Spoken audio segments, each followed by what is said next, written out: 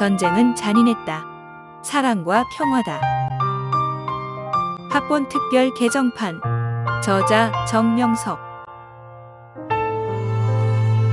Audiobook 9.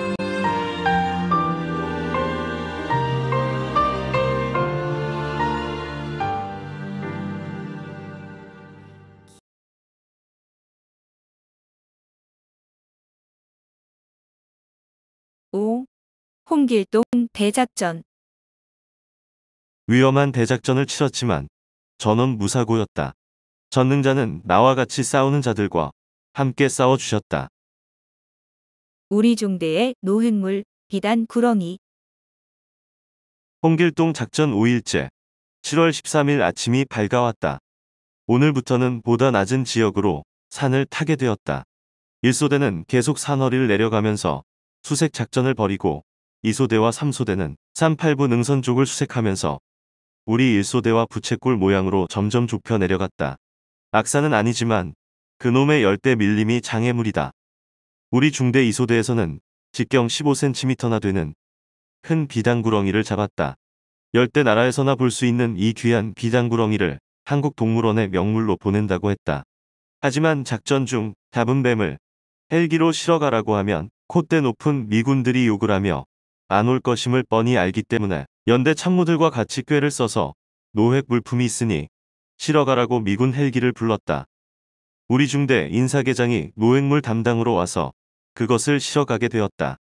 헬기는 상공 30m에서 떠서 줄을 내리고 모래마대 여러 개를 꿰매서 만든 큰 포대에 노획물처럼 묶은 비단구렁이를 실어갔다. 뒤에 들리는 말에 의하면 헬기에 탄 미군이 노획물이 궁금하여 한국군 인사계장을 보고 한번 풀어보라고 하였다고 한다. 하지만 이미 인사계장은 뱀인 줄 알았기에 미군 병사에게 노 하며 안 된다고 했다. 그런데 인사계장이 헬기 밖을 쳐다보며 한국군 작전 지역을 넋을 잃고 내다보고 있는 순간에 미군은 행여 노획한 권총이라도 있는가 하고 모래마대 주둥이를 풀어 손을 살짝 넣고 보다가 비단구렁이가 손에다 꿈틀하자 질겁하고 놀라 고함을 질렀다는 것이다. 까무러치게 놀란 미군은 인사계장에게 화를 내면서 아무래도 이상한 동물 같으니 마대를 발로 떠밀어 헬기에서 떨어뜨리겠다고 했다고 한다. 인사계장은 미군에게 작전 중에 얻은 것을 연대장의 명령으로 가져가는데 내가 뭔데 마음대로 버리려고 하느냐 하며 상식 없는 미군을 따끔하게 혼냈더니 그제야 놀란 토끼처럼 물끄러미 쳐다보며 자제했다고 한다.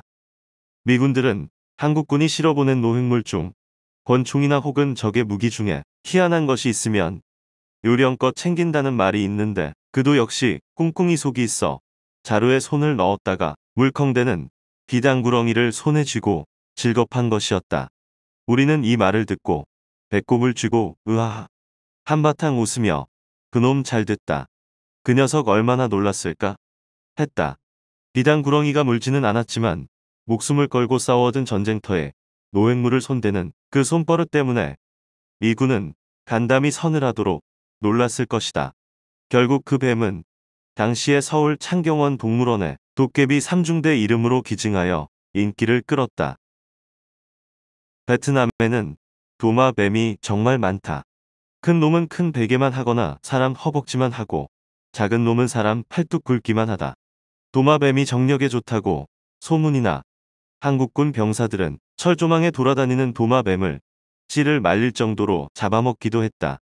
그들은 큰 솥에 도마뱀을 푹푹 삶아 한 그릇씩 퍼먹는다.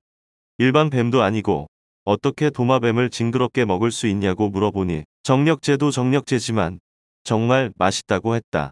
좋아서 먹는 사람은 정말 말릴 수가 없다.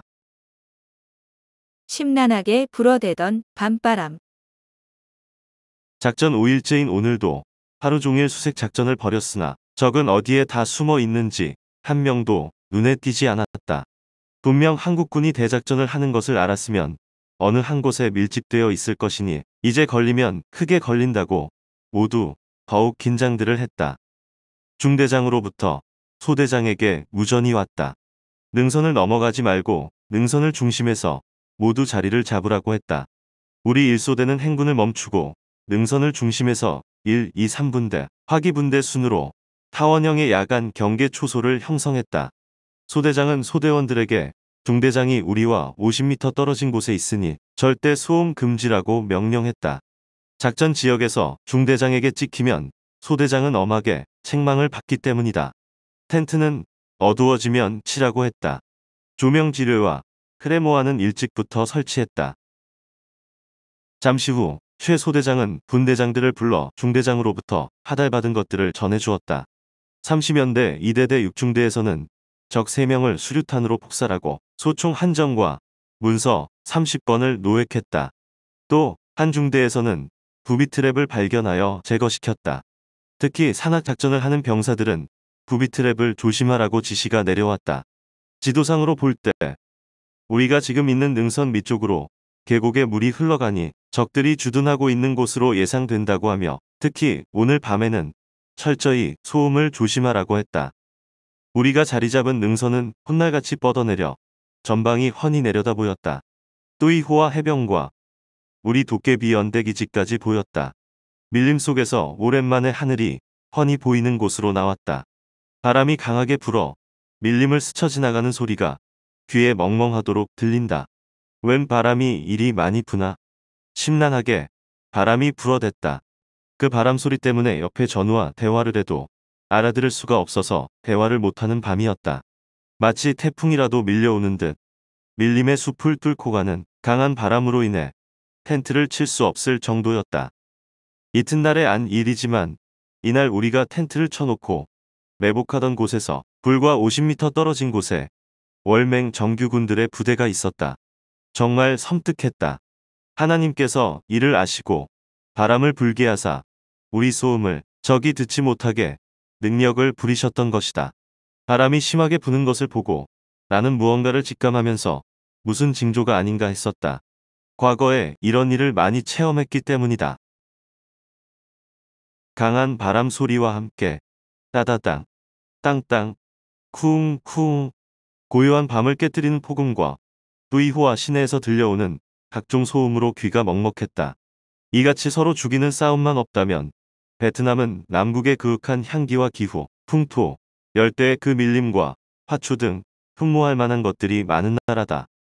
그 중에 싱싱하고 아름다운 야자수들은 특히 열대지방에서 자랑할 수 있는 대표적인 나무이다. 축 늘어진 싱싱한 가지들이 보는 자들로 하여금 열대의 향수에 젖게 하고 주렁주렁 매달린 열매들은 누가 봐도 먹음직스럽고 탐스러워 군침을 흘리게 한다. 나는 베트남의 야자나무와 그 열매가 멋있어서 그림으로 자주 그려보았다. 그러다 화가가 되어서도 야자수 그림을 계속 그려 지금까지 3000점 이상 그린 것 같다. 드디어 계곡 피바다가 된 날. 홍길동 작전 6일째 7월 14일이다. 긴 밤이 지나가고 밀림의 아침이 돌아왔다. 아침 일찍 최희 남소대장은 중대장의 명령을 받고 돌아와 즉시 분대장들을 불러 오늘의 작전 지시를 내렸다. 수색 작전을 철저하게 하고 천병들은 임무 수행을 철저히 하라고 했다. 오늘부터 계곡으로 들어가는데 놈들이 살만한 지역이니 들키지 않도록 완벽한 기도비니 규지 등 만전을 기하라고 했다. 또 지도상으로 보는 바와 같이 물도 흘러가고 우리가 예상했던 월맹군 주력 부대들이 거처할 수 있는 가능성이 높은 지역이니 개인 간의 거리를 확보하고 은밀히 접근하면서 지역을 수색하라고 했다. 분대장이 우리 소대는 바로 밑에 있는 계곡을 내려가면서 수색 작전을 해야 된다고 대원들에게 지도를 펼쳐놓고 설명해 주었다. 이날 최 소대장은 다른 날보다 20분 당겨 6시 40분에 일찍 아침 식사를 하게 했다. 후에 알고 보니 우연이 아니었다. 나는 이날 아침에 그 전날 밤의 꿈이 이상하여 내 개인용 야간 조명탄을 분해해 그 속에 들어있는 끈을 잘랐다. 이를 본 전우들은 아니 비상용 조명탄을 왜 그렇게 하냐 하며 놀랐다. 이에 나는 어젯밤 꿈에 적을 생포했는데 적을 묶을 수 있는 끈이 없어 당황했어 하고 꿈꾼 것을 말했다. 전우들은 내 말을 듣고 예사롭게 여기지 않고 모두 단단히 준비해야겠다고 하더니 감정구병장은 군화끈을 꼭꼭 졸라맸다. 대적들을 만나기 전이나 어떤 생명의 위험이 있을 때는 나를 수호하시는 전능자가 나에게 항상 영몽을 주어 나로 예비케 하였다. 어젯밤 밤새도록 바람이 분 것도 하나의 징조임을 새벽에 더욱 깨닫게 되었다. 이럴 때마다 나는 전우들에게 심각하게 예고해 주었다. 평소에도 내가 무슨 말을 하면 긍정적으로 받아들였기 때문에 소대원들은 내 말을 듣고 오늘은 아무래도 한바탕 벌어질 것만 같다고 단단히 준비하며 긴장하는 모습들이었다. 적과 작전이 붙으면 죽음을 생각지 않을 수 없기에 서로 얼굴을 쳐다본다. 누가 죽을지 모르기 때문이다. 모두 안 죽고 싶지만 큰 작전이 붙으면 희생될 확률이 높다. 또한 전우들은 작전 나오기 전에 내무반을 쳐다보며 자기 침대를 쳐다본다. 이는 마지막으로 보는 것이 아닌가 하기 때문이다. 나는 아침에 나와 전우들을 위해 기도했다. 수색작전 행군은 1분대에 이어 2분대, 3분대, 화기분대 순으로 능선에서 계곡을 향해 일렬종대로 서서 숨을 죽이며 잠나무 우거진 밀림 지역을 헤쳐 내려가고 있었다. 1분대가 간격을 맞추어 내려가고 나는 2분대라 바로 그 뒤를 따라 내려가고 있었다. 출발한 지 5분도 채 안 되어 앞서가던 1분대 지역에서 아군의 총소리가 따다당 연발로 계속 났다. 곧 바로 전달이 왔다. 적이 많이 나타났다. 앞으로 전진. 빨리빨리 내려와. 숨이 넘어갈 듯 급하게 소리를 질렀다. 정말 급한 상황인가 보다 하고 우리 2분대는 정글의 잡초를 헤치며 숨가쁘게 1분대 쪽으로 갔다. 1분대와 합류하여 적을 향해 사격을 퍼부었다. 최이남 소대장은 표범 같은 동작으로 재빨리 뛰어내려와 큰 바위에 올라 작전 지휘를 하기 시작했다. 우리의 목표 지역은 시골 집채만한 돌들로 뒤덮여 있었다. 1, 2, 3분대는 계속 교전하고 화기분대는 능선을 차단하고 도망가는 적을 섬멸하며 어무 사격을 계속했다. 마구 터지는 수류탄과 집중 사격으로 인한 그 화염 연기에 가려 소대원들이 서로 잘 보이지 않았다. 안개가 꽉 낀 것처럼 앞이 보이지 않아 적군인지 아군인지 알 수가 없어 너무 위험한 순간이었다. 완벽한 기지에 주둔하고 있던 월맹군들은 꿈에도 생각지 못한 기습을 받으니 굴 통로를 이용해서 도망가기도 하고 당황하여 아군이 있는 바위 위로 막 뛰어 올라오기도 했다. 이에 아군들은 적들을 번개같이 떠밀어 바위 밑으로 떨어지게 하고 사격을 했다. 사격을 해도 그 실탄이 바위를 맞고 튕겨져 나오기 때문에 쏘는 자가 너무 위험한 상황이었다. 아군에게 당한 월맹군들이 당황하여 미처 상황을 판단하지 못하도록 3분대장 김기윤 하사는 병사들 몇 명과 직접 굴 속으로 들어가 도망가는 적을 추격했다. 굴이 막혀 더 이상 갈 곳이 없는데 베트콩 한 명이 어디로 도망갔는지 없어졌다. 참 이상하다. 귀신이 곡할 노릇이다. 어디로 간 거야? 구시렁거리며 병사들과 구석구석 긴장하여 찾아보았지만 찾지 못했다. 적은 감쪽같이 1미터쯤 파인 굴 천장에 박쥐처럼 매달려 엉덩이만 보이고 있었던 것이다. 3분대장 김하사는 처음에 이를 발견하지 못하고 당황만 하다가 결국 정밀하게 수색하여 굴 천장에 매달린 적의 엉덩이를 보고 플래시를 비추며 2단 옆차기를 하여 적을 천장에서 떨어뜨렸다. 떨어진 베트콩은 엉덩이가 아픈지 엄살을 떨고 나 죽는다 하더니만 기분 나쁘다는 듯이 육박전으로 아군에게 덤벼들어 할 수 없이 그를 사살했다고 했다. 이어 1분대, 2분대, 3분대 병력의 반 이상은 바위가 이리저리 얽혀 천연동굴이 이루어진 곳에 들어가 대항하는 적들과 시간이 흐르는 줄 모르게 긴 시간을 교전했다. 그리고 화기분대는 뛰쳐나가는 적들을 집중사격하는 임무를 맡다가 적이 어느 정도 약화되자 3개 분대에 같이 합류하여 동굴 속에 아직 도망가지 못하고 남아있는 자들을 소탕하느라 치열한 교전을 벌였다. 우리는 계속 사격을 하면서 그 큰 바위가 있는 쪽으로 공격해 들어갔다. 우리 2분대 AR-사수 박정배 전우의 사격 소리가 요란하게 들린다. 그 무거운 실탄을 메고 다니더니 잘 됐다 하고 속 시원하게 쏴대는 것 같다. 바위 위에서 내려다보니 바위 틈으로 적들이 왔다 갔다 벅신벅신하여 수류탄을 던지며 사격을 퍼부었다. 그 바위 밑에는 적들이 아직 우글우글했다. 총을 맞고도 살려고 방향을 잡지 못하고 사냥꾼의 설맞은 노루처럼 마구 바위 위로 뛰어올라 도망가는 적들을 용감한 전우들은 발로 차고 후려쳐 바위 절벽으로 떨어뜨려 죽게 했다. 우리는 지금 적의 소굴 속으로 깊이 들어온 것임을 알게 되었다. 최이남 소대장은 바위 위에 서서 본인도 사격을 해가며 용감하게 작전 지휘를 했다. 수류탄을 수십 개나 까던지고 빗발치게 총을 쏘아대니 그 내뿜는 화염으로 주위가 뒤덮여 아군끼리도 잘 보이지 않았다. 총을 옆으로 쏘면 아군이 맞게 되는 상황이었다. 또 바위 아래에 숨어있는 적을 쏘다보니 총알이 바위를 맞고 다시 튕겨나와 적이 쏘는 총알처럼 삐용삐용 무섭게 빗발쳤다. 적과 아군이 뒤섞여 버렸다. 이때 작전 지휘를 정확히 해주지 않으면 아군의 총에 아군들이 맞아 죽을 수밖에 없는 상황이었다. 소대장은 각 분대 사격 방향을 철저히 지휘했다. 적은 바위 밑에 있었고 아군은 바위 위를 덮치고 있었다.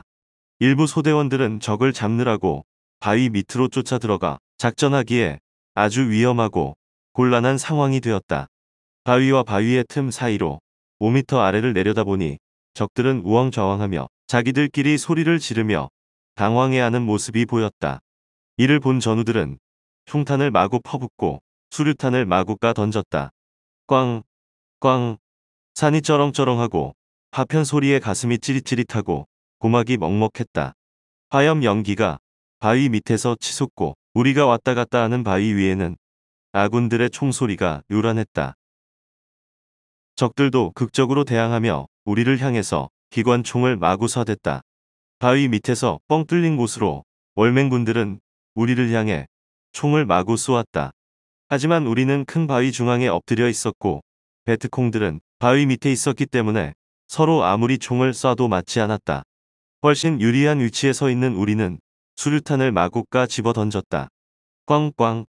큰 바위가 들썩들썩할 정도로 진동이 몸에 느껴졌다. 총발이 안 받는 이런 때에 사용하라고 수류탄을 만들었구나 하는 생각이 들었다. 나는 유탄 발사기 총을 소지하였기에 쏘지 못하고 있었다. 유탄 발사기는 40mm 유탄을 400m 먼 거리까지 쏠 수 있는 반면 유탄이 처음에 몇 번 회전하면서 날아가야 뇌관이 작동하므로 40m 내의 거리에서는 쏴도 기능 발휘를 못하고 내게 파편만 튀기 때문이다.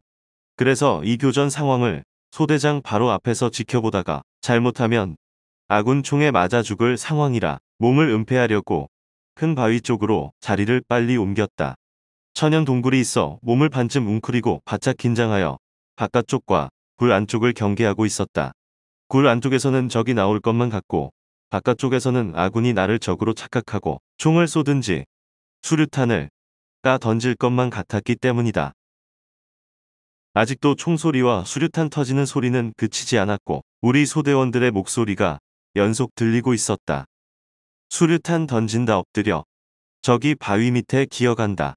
어떤 바위? 내 바위. 전우가 밟고 있는 바위 밑으로 기어가는 적을 보고 당황해서 말하는 소리였다. 화기분대. 적들이 그쪽으로 도망간다. 집중 사격하라. 이때는 소대장보다 적을 본 사람이 사격 지휘를 하고 있었다. 각각 그때그때 상황에 부딪히는 대로 신속히 판단하고 총을 쏘고 수류탄을 던지며 투전박사를 내는 판국이었다. 아군이 바위 밑에 있으니 수류탄 던지지 말아라. 전우들의 목소리였다. 소대장님, 지금 베트콩이 총을 가지고 바위 밑에서 소대장님이 서 있는 바위로 기어 올라갑니다. 숨이 넘어갈 듯 급하게 소리를 질렀다. 소대장은 화염연기 때문에 잘 안 보여 모르고 있었다. 소대장 전령은 태권도 3단 실력자로 이를 보고 즉시 적의 맞박을 걷어차 큰 바위로 떨어뜨려 서로 먼저 보는 자가 쏘고 먼저 보는 자가 총으로 후려 때리고 발로 걷어찼다. 이 같은 상황은 내가 있는 곳 15m 안에서 일어나고 있었다. 아군의 갑작스런 총공격에 적군은 오합지졸이 되었다. 적들도 처음에는 대항하며 기관총을 마구 쏘더니만 자기들이 포위당한 것을 알자 마치 포위당한 산짐승들처럼 출구만 있으면 미치인 놈들같이 죽기 살기로 뛰어 도망갔다. 한 명이 도망가면 아군이 집중사격을 가하기 때문에 산다는 것은 있을 수 없는 일이었다. 소대 일부 병력은 적이 작은 능선을 넘어 도망가자 추격하여 집중사격했으나 정글 숲이라 일부만 소탕하고 일부는 도망쳐 버렸다. 여기저기서 소리를 지르고 난리였다. 그야말로 아수라장이었다. 굴 속에 숨어 있던 베트콩을 생포하다. 적군과 계속 교전 중이라 화염이 자욱하여 짙은 안개가 낀 것 같았다. 적이 어디서 나타날지 알 수 없으니 나는 예리한 정신으로 계속 한눈은 굴 안쪽을, 한눈은 바깥쪽을 쳐다보고 있었다. 긴장을 하니 목이 타고 숨을 헉헉거린다. 땀은 비 오듯 이마에서 흘러내리고 물은 있으나 먹을 수도 없는 1초도 한눈을 팔 수 없는 긴장된 순간이었다. 내가 임시로 몸을 피하고 있는 굴은 얼마나 깊은지 알 수 없었다. 이 순간 예감이 이상하여 뒤를 쳐다보았을 때 내 등 뒤에서 적 한 명이 총을 겨누며 4미터 전방 굴 안쪽에서 허리를 바짝 구부린 채 살금살금 기어 나오고 있었다. 나는 번개처럼 몸을 확 돌려 내가 가지고 있던 M79 유탄 발사기 총구를 적에게 겨누었다. 였다 일행 하고 나는 천둥 번개처럼 소리를 지르며 총구를 들이댔다.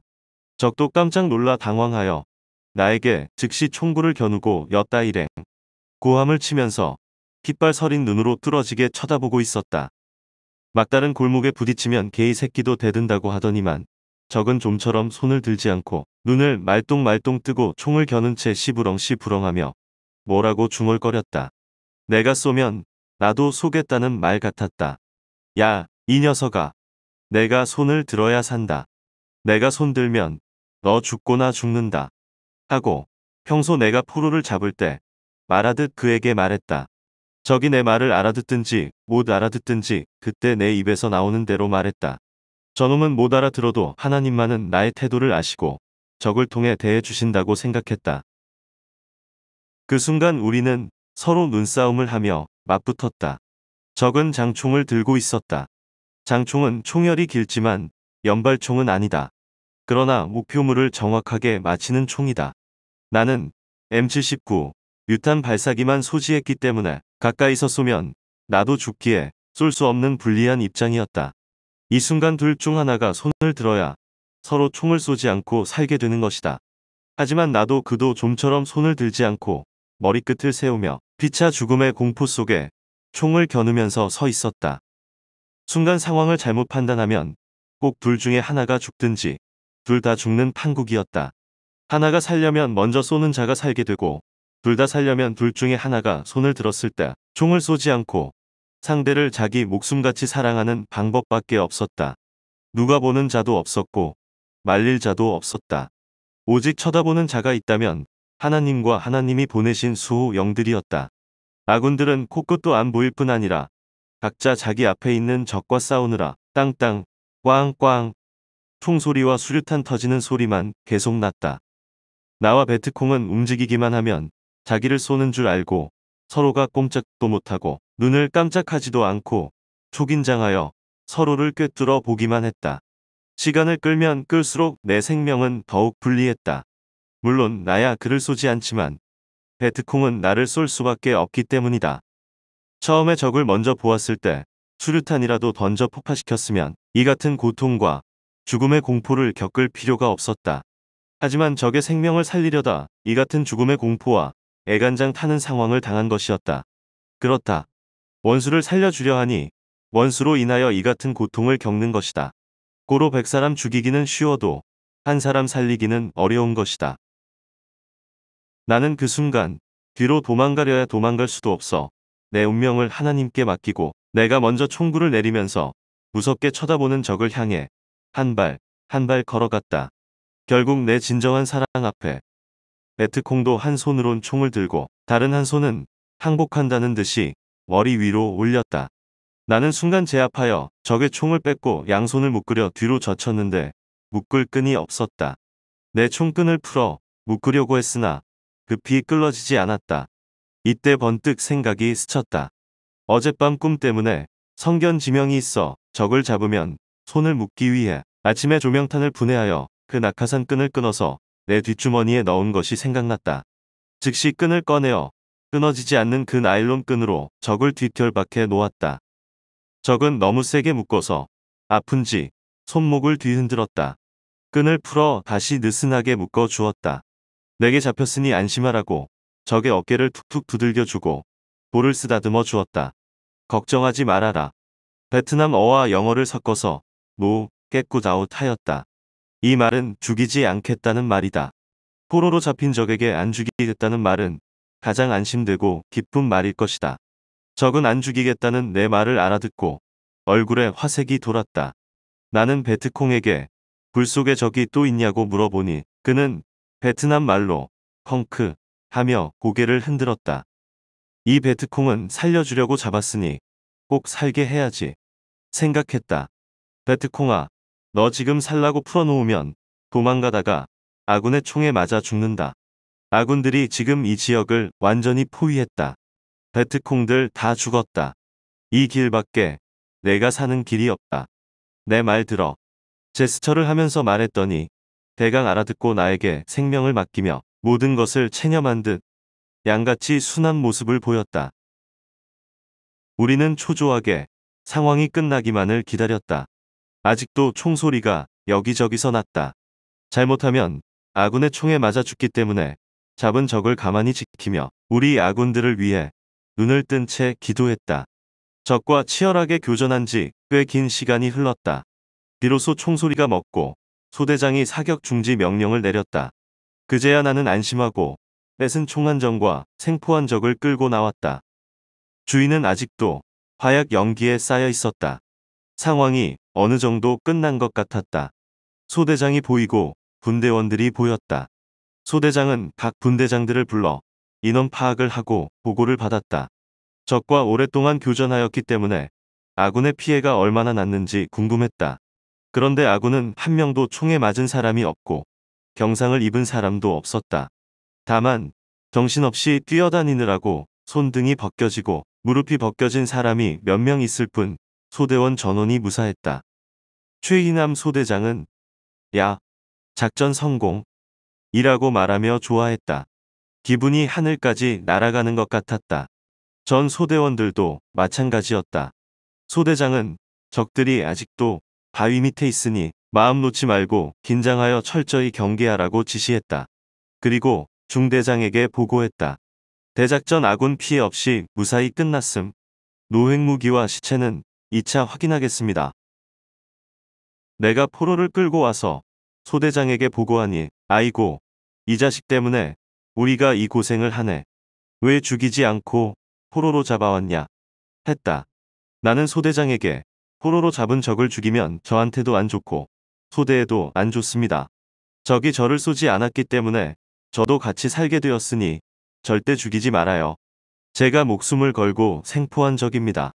적을 죽인다고 전투에서 승리하는 것이 아니고 적의 생명까지 사랑해주는 마음을 가질 때 진정한 평화가 오지 않겠습니까? 하고 말했다. 소대장은 정 그렇다면 연대로 후송시켜 조사를 해서 정보를 빼내자고 했다. 내가 소대장에게 베트콩이 이곳에서 무엇을 했었는지 그리고 이곳에 적들이 얼마나 있었는지 한번 물어보자고 했더니 소대장은 난 베트남 말 못해. 내가 물어봐. 했다. 하지만 나 역시 베트콩을 조사할 만큼 말을 할 수 없었다. 나는 그 지역을 가리키며 생포한 적에게 베트콩 북구북구 물었더니 고개를 끄덕끄덕하며 많다고 했다. 또 노획한 장총을 보이며 이런 총들 어디에 숨겨놨냐고 물어보았다. 잘 모른다고 고개를 흔들었다. 내가 생포한 적은 자기 전우들이 방금 전까지만 해도 가지고 있던 무기들을 노획하여 바위에 쌓아 놓은 것을 보더니 눈이 휘둥그레지며 놀랐다. 제 전우들이 그만큼 죽었다는 것을 알았기 때문이다. 각 분대는 노획한 총들을 계속 메고 안고 와서 바위 위에 놓았다. 포로 잡는 도사. 사냥꾼이 산짐승을 산채로 잡으면 신기해하고 화제거리듯이 전우들이 생포한 적을 보고 모여들어 산채로 잡았네. 누가 잡았지? 묻자 소대장은 정상병이 잡았다고 대답했다. 3분 대장 김하사는 이거 뭐하러 살려주냐 하며 적의 턱을 톡톡 치며 발로 경강 이뼈를 걷어찼다. 나는 잡아서 묶어놓은 적을 왜 때리느냐고 하며 소대장이 죽이지 않고 후송하기로 했으니 손대지 말라고 했다. 김하사는 말하기를 우리 중대에서 포로를 제일 많이 잡은 소대가 바로 우리 일소대 아니냐. 특히 정상병이 들판에 널려있는 야자수 열매 줍듯이 포로를 사로잡아오니 참 희한해. 내가 아는 것만 해도 벌써 몇 번째야. 평소에 보면 순에 빠진 사람이 포로 잡을 때는 우리와 다른 무슨 재주가 있는지. 하여튼 우리 삼중대의 명물이라니까. 하며 그는 이해할 수 없다는 듯 나를 쳐다보며 웃었다. 나는 누구보다 총을 잘 쏘는 명사수였지만 적이 나타날 때마다 총을 쏘기보다 생포를 하자는 것이 나의 철학이었다. 그 철학을 가지고 있으니 하나님은 내가 포로를 잡을 수 있도록 환경을 통해 참으로 많이 도와주셨다. 1등병 시절 어느 날 정글을 누비며 수색 작전을 하고 있을 때였다. 제2소대장이 한 지점에서 갑자기 멈춰 서더니 각자 배낭을 벗어 한 군데로 집결시켜라. 여기는 간혹 적들이 출몰하는 지역으로 분류된 곳이다. 우리는 기도 비닉을 철저히 유지하면서 계속 수색한다. 라고 지시했다. 그리고는 각 분대별로 수색 영역을 정해주고 내게는 배낭을 지키고 있으라고 했다. 왜냐하면 나는 유탄 발사기 사수라. 수색 중에 적들과 가까이 맞닥뜨린다 해도 총을 쏠 수 없기 때문이다.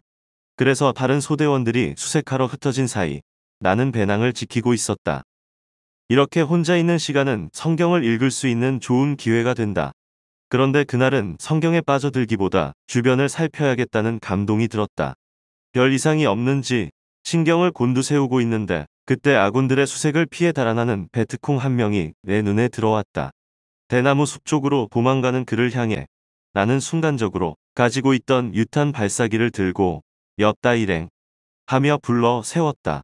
그랬더니 베트콩이 큰 총을 보고 순간 얼마나 놀랐는지 질겁하며 손을 번쩍 들었다. 내가 있는 쪽으로 오라고 하니 즉시 걸어왔다. 나도 그 모습에 놀라며 어떤 베트콩이 오라고 한다고 해서 순순히 오겠는가. 이는 신의 손길에 의해 내게 온 자이다. 하고 깨달아졌다. 그래서 내 옆에 포로로 잡아두고 노후 깨꾸사웃하며 안 죽이겠다고 안심시켰다. 먹을 것도 주고 등을 토닥이며 안아주기도 하니 너무 좋아하였다. 그리고 십자가를 그려 보이며 이거 믿어. 너 하나님 믿어라. 하고 말하면서 그를 위하여 간절히 기도해 주었다.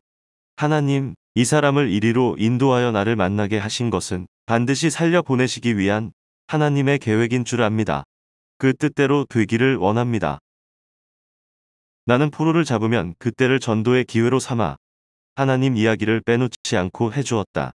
어느 날 잡은 베트콩은 불상들을 모아놓고 섬기는 스님이었는데 그가 살려달라고 내게 애원하기에 죽이지 않을 테니 하나님을 꼭 믿어라 하고 살려주기도 했다. 반나절이 지나 소대원들은 베트콩 그림자도 찾지 못했다고 투덜대면서 배낭을 벗어놓은 곳으로 다시 모여들었다. 내가 베트콩을 데려다 놓고 기도하고 있는 모습을 본 소대장과 전우들은 도무지 믿기지 않는다는 표정으로 이게 웬일이야. 배낭 지키면서 성경이나 보고 있을 줄 알았더니 정일병이 그새 포로를 잡았어. 우리 소대 전체가 샅샅이 뒤졌는데도 베트콩 옷자락 하나 발견하지 못하고 돌아왔는데 하며 놀라워했다. 그때도 김하사가 그 자리에 있어 나와 포로를 번갈아 보며 포로를 잡은 것까지는 그렇다 쳐도 기도는 또 뭐야. 참 별난 사람이야. 하고 의아해하던 그 얼굴이 기억난다. 홍길동 작전 중 포로를 잡은 날에도 소대원들은 나를 보고 신기해했다. 그리고 적을 툭툭 쥐어박으며 이 새끼 잘생겼네.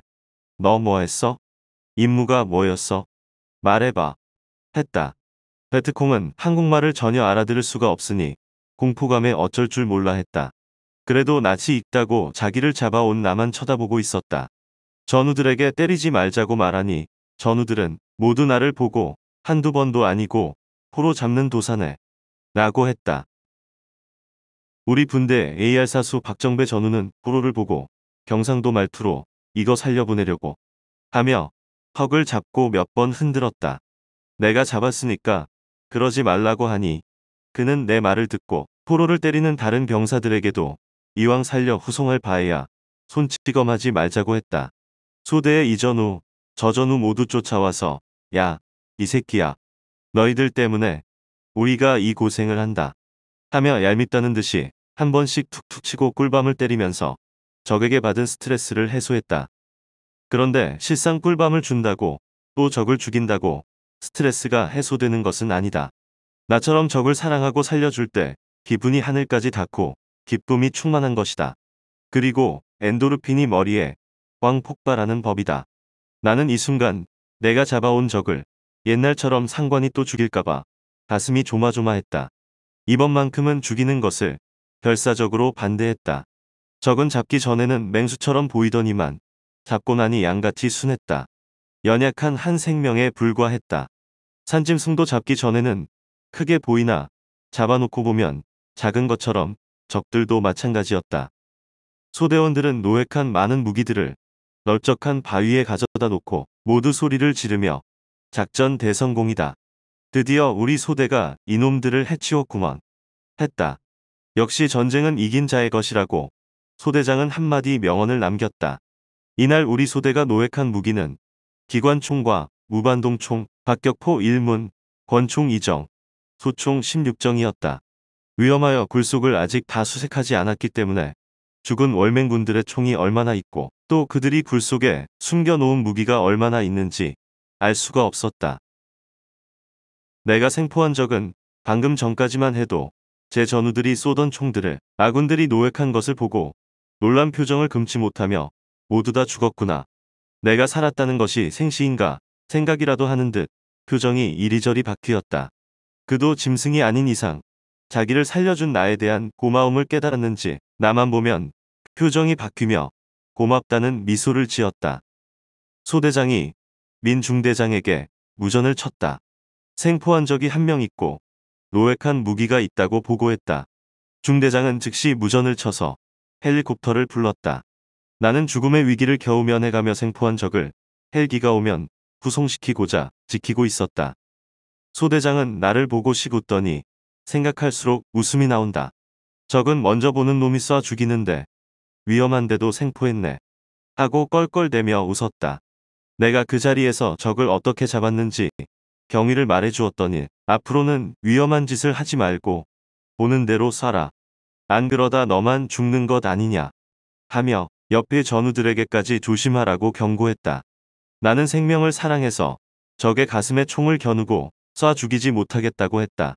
소대장은 적이 우리를 쏴 죽이니까 죽이는 것이지 가만히 있는데도 쏴 죽이냐고 했다.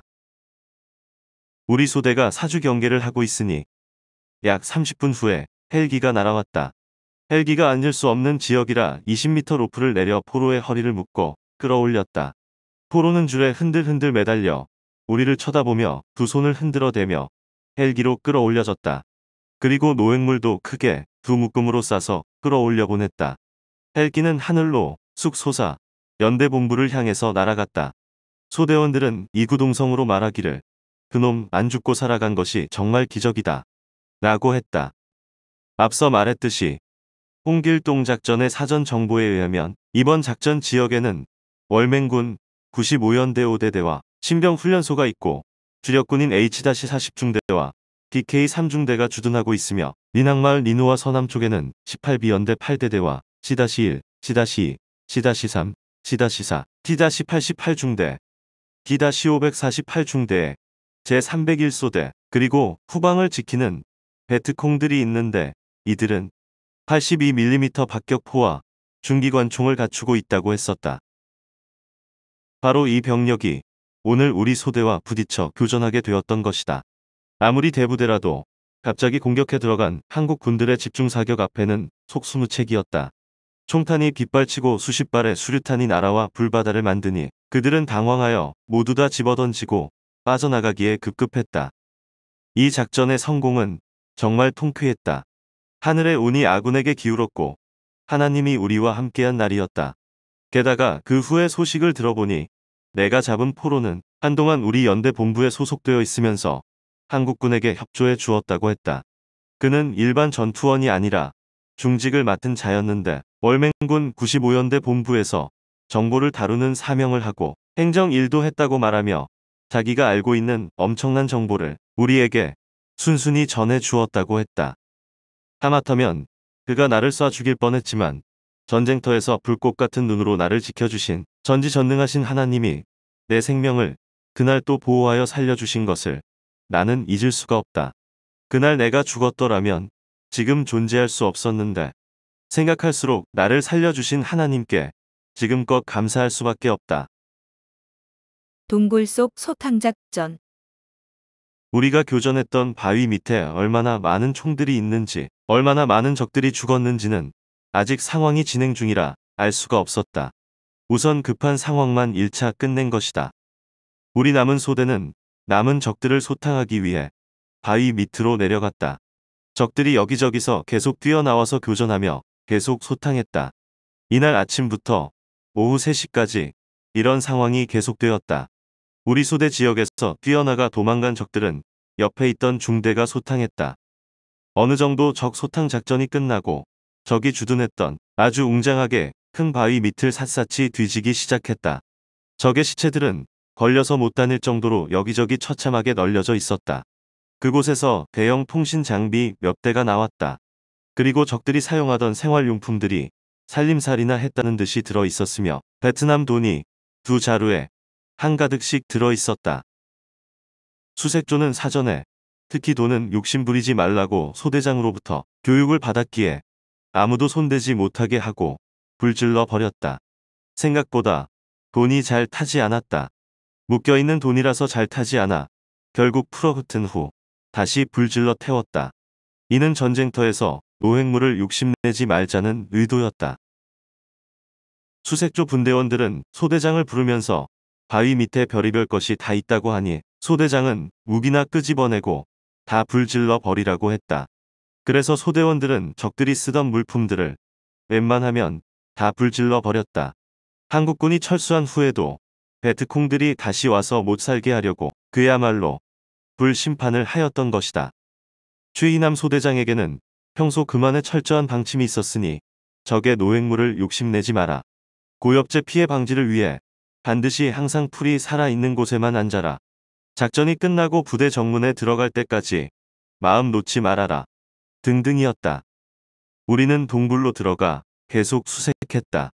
예고 없는 기습 공격에 당황한 나머지 아무리 월맹 정규군들이라 할지라도 자연 동굴 속에서 이리 뛰고 저리 뛰다가 미끄러져 깊은 절벽 동굴에 거꾸로 쑤셔 박혀 못 나와 죽은 자도 있었다. 다들 얼마나 정신이 없었던지 제 총까지도 집어던지고 겨우 몸만 빠져나가 도망갔기에 굴 속의 소지품들이 고스란히 남아 있었다. 또 라디오를 무전기로 사용했는데 이것을 틀어놓은 채 그냥 가서 무전이 계속 오고 있었다. 알고 보니 우리는 대규모 월맹군들이 거처하고 있었던 홈베이스로 들어온 것이었다. 적들이 사용하던 그물 침대가 네모반처럼 무수히 많았다. 우리가 기습 공격을 했기 때문에 제대로 저항하지 못하고 매설한 크레모아도 터뜨리지 못한 채 혼비백산하여 도망치고 일부는 현장에서 사살된 것이었다. 2차로 헬기가 와서 대형 통신장비와 탄통, 소총, 중화기 등 노획물을 실어갔다. 2차 상황이 끝나고 해가 너울너울 산 너머로 넘어가고 있어 소대장이 분대장들을 모두 불러 모아 긴급 회의를 하고서 모든 상황을 중대장에게 보고하니 중대장은 만일 위험하면 그곳에서 이동하라고 했다. 적을 소탕했기 때문에 이동하지 않아도 된다고 현 상황을 자세히 보고하니 그러면 그곳에서 야간 경계에 들어가라고 지시했다. 바위 밑에는 베트콩들이 늘비하게 쓰러져 죽어 있었다. 바로 그 옆에서 그날 밤 우리 소대는 텐트를 치고 야간 경계 근무에 들어갔다. 야간에 움직이는 적들을 잡기 위해서이다. 전날 밤 우리가 이곳에서 불과 50m 떨어진 곳에서 텐트를 치고 웅성거리고 있었을 때 그렇게 바람이 심하게 불더니 그것은 우연이 아니고 나의 편이 드신 하나님이 표적을 보이신 것이었다. 불어대던 그 바람 소리 때문에 우리가 적에게 미리 발각되지 않았던 것이다. 만일 적들이 미리 안 후에 우리가 적 진지에 들어갔더라면 큰 생명의 피해를 입고 작전은 슬픔의 수포로 돌아가고 말았을 것이다. 내가 지극히 사랑하는 전능자가 내 편이 되어 주셨다. 애국의 밤. 하늘의 별들은 총총하고 둥근 달은 화목한 전선의 밤을 비춰주었다. 적들의 기지는 그야말로 황성 예터의 폐허가 되고 말았고 그 젊은 인생들의 육체도 무너져 버렸다. 열대의 무성한 밀림의 냄새와 함께 달빛만 처량히 부서져 내렸다. 이 비참한 꼴을 애곡하는 듯 구름도 바람도 가던 길을 멈춘다. 이들을 전쟁터에 보내놓고 부모, 형제, 처자식, 사랑하는 연인들은 오늘도 살아서 잘 있나 무심초사 걱정하며 이 밤도 이야기의 꽃을 피우고 있을 것인데 이렇게 된 줄 꿈엔들 알고 있을까? 생각하니 참으로 가슴이 아팠다. 누가 이들이 일이 된 줄 알고 한 명이라도 곡을 해줄 자가 있으랴. 적이 나타나면 언제든지 또 죽이려 기치를 벌이고 있는 아군의 모습을 보니 인간의 잔인함과 무자비함이 도대체 어디까지인지 측량할 수 없었다. 신은 목적을 두고 인간을 창조했건만 이 짓들을 하는 모습을 보면 얼마나 화가 나고 인간 지음을 후회하며 한탄하실까. 사람으로 태어나서 사람 짓을 못하고 짐승 같은 짓을 하니 참으로 부끄러운 일이다. 이 길밖에 자유와 평화의 길이 없는가. 이렇게 해서라도 월맹과 베트남의 평화가 온다면 죽은 자들이 희생의 제물이 되고 전쟁에 참여한 자들은 평화의 십자군이 되겠지. 나는 그날 한 생명이라도 목숨을 내걸고 사랑하여 살려보내줬으니 양심에 이 같은 생각들을 할 수가 있었다. 생포한 적이 살아서 갈 때 나는 참으로 기뻤다. 그는 순간 사귄 전선의 친구였다.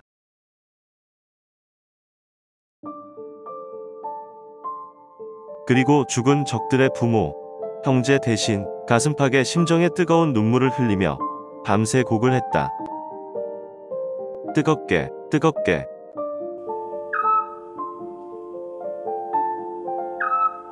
저 소쩍새도 넋을 달래느라 밤을 새우며 목이 터져라 산을 울리며 가슴을 울리며 운다. 울어, 울어. 하나님, 저들의 죄와 우리들의 죄를 용서하여 주시고 저 죽은 자들의 영혼을 긍휼히 보소서. 그리고 뜨거운 사랑을 해 주옵소서. 원한을 품고 몽달 귀신이 되어서 돌아오지 않도록.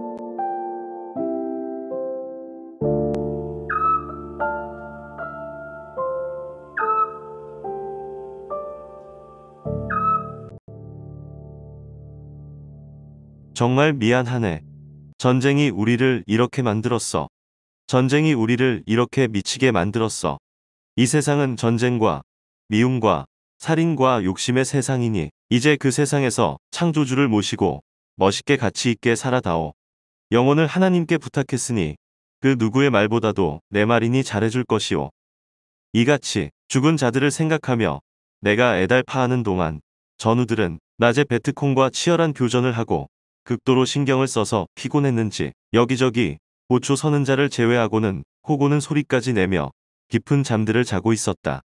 나는 일기장에다 한낮에 치열한 교전을 한 사실을 기록하고 하늘과 땅에 대해 깊은 명상을 하여 애국의 시를 쓰면서 자정을 넘기고 있었다. 이때 갑자기 예고 없는 총소리, 수류탄 터지는 소리, 크레모아 터지는 굉음이 산을 울리고 가슴을 뒤흔들었다. 소대 전원은 자동적으로 비상이 걸려 초긴장을 하고 앞에 적이 나타났는지 눈에 불을 켜고 쳐다보게 되었다. 얼마 후에 알고 보니 이는 소대장 때문에 벌어진 일이었다. 그는 낮에 적의 요새지를 소탕했지만 깊은 굴 속에 들어가 숨었던 놈들은 밤이면 움직일 것이라고 예상했던 것이다. 책임자로서 아무래도 걱정이 되어 잠이 안 와 혼자 깊은 시름을 하고 있었는데 그때 어디서인가 적의 인기척이 실바람을 타고 들려왔다. 귀를 기울이고 심혈을 기울여 들어보니 분명 총이 바위에 부딪히는 소리가 났다. 그는 즉시 2, 3분대 분대장에게 무전하여 적들의 인기척이 나고 총이 바위에 부딪히는 소리가 자기 귀에 들리는데 너희들에게도 들리나 확인해보라고 하니 분대장들도 확실히 들린다고 보고했다. 이에 소대장은 즉시 2, 3분대를 명하여 즉쪽을 향해 사격을 퍼부으라고 하니 2개 분대는 영문도 모르고 무작정 크레모아와 수류탄을 터뜨리고 사격을 퍼부었던 것이다. 이리하여 이날 밤 우리 소대는 모두 간 떨어지는 충격을 받았고 근무를 교대하고 코를 골며 깊은 잠을 자던 전우들은 놀라 정신이 없었다. 최희남 소대장, 그는 지금도 그 이야기를 다시 하면서 그날 밤 그 녀석들에게 행한 일이 속 시원하다고 했다. 같이 듣던 전우들은 배꼽을 쥐고 웃어대며 그날 밤 이야기들을 줄줄 또 내놓는다.